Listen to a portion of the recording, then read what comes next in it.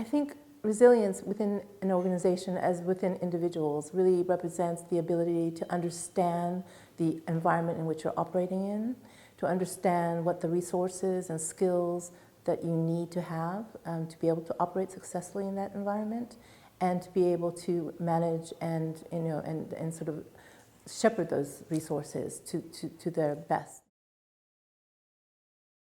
Absolutely, because we live in a world where you are really scrutinized by the widest range of interested parties, not just your immediate stakeholders, but people from wider society and further afield from where your business or your organization is centered. So you have to be able to respond to that, and you also have to be able to understand what the questions are being asked of you. Because I think a lot of the time, organizations sort of respond to something without fully understanding what they're being asked, and that causes further confusion and further distrust. I think leadership is an essential component for any organization in terms of being able to travel the direction that everyone has signed up to go, and I think leadership is really the essential ingredient to that. But I think leadership is a combination of things. And we talked earlier today at the lunch we had about the combination of sort of being tough and hard as nails and really, sort of the person in charge.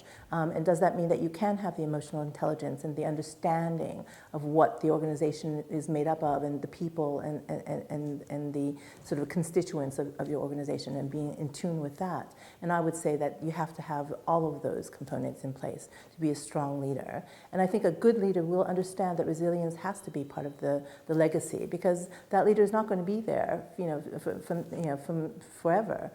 You have to leave the organization in good stead when you do leave. And I think resilience is one of those things that makes sure that the organization itself will stay for a long time to come. Well, for me, one of the most important things that organizations should do, and I think organizations are still not as good as they could be about it, is to really increase the diversity.